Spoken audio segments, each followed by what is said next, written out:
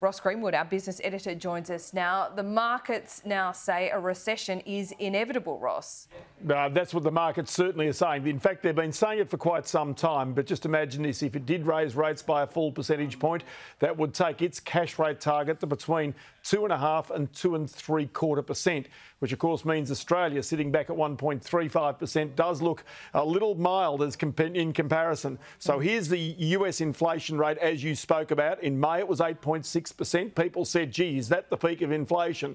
Well, here it is in June at 9.1%, heading to double digits, just as the UK is in right now. And it's largely fuel prices. If we go and have a look at this, you can actually see the composition of this inflation, and it is really all about fuel. Now, that's actually feeding straight into the price of transportation. But then it's not just that. It's electricity, it's food, it's shelter. All of these things are now starting to rise in price. And the real problem is, even though fuel prices might come down, the rest of those things are sticky. That's the reason why the Federal Reserve will raise rates. Now, the argument is how much? But analysts right now, like Robert Shear, believe 1% is very much on the cards.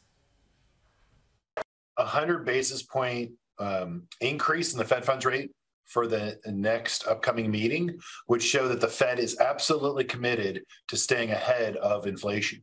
The chances are that they do that is probably not very good, even though betting odds are showing there's a shift this morning because of the hot CPI report. But that being said, I think the Federal Reserve is going to maintain a fair, consistent, and a communicative approach, which is just measured. So I think 75 basis points is probably the best bet what the Fed's going to do in the next meeting.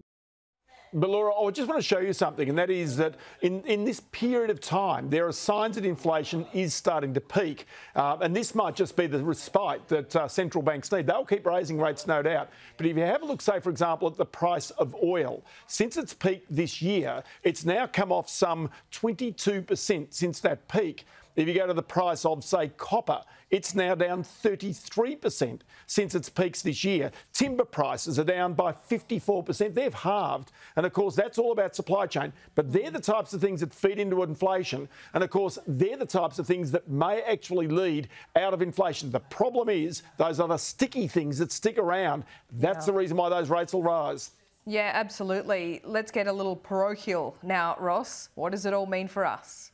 Well, it means that our interest rates are rising, that we are not immune from the rise of fuel prices. We're not immune from the price of transport. Rents, say, for example, according to Domain Group today, have risen by an average 12% across the country over the past 12 months. In Brisbane, up by 16%. So that's adding into the cost of living. So the real issue is, if it gets too sticky in terms of wages claims, which is certainly a concern as we go into the Jobs Summit the government will hold between September 1 and 2, it's about trying to make certain that interest rates do not have to go up too far and therefore damage the economy, drive it into recession or at least a deep downturn.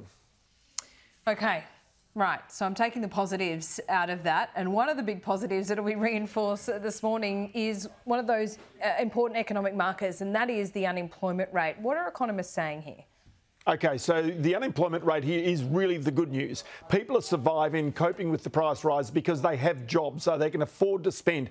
Record spending for the past 5 months consecutively. Here's the employment number. It's tipped today to come up an extra 30,000 jobs. The unemployment rate is tipped to fall to 3.8% from 3.9% currently. And so this is the good news. The real problem is if ever you get a situation that wage rises start to increase, because that would be inflation that's sticky, and that would lead to higher interest rate rises that many people might find comfortable. That is the fundamental dilemma for the government right now, but also for the Reserve Bank.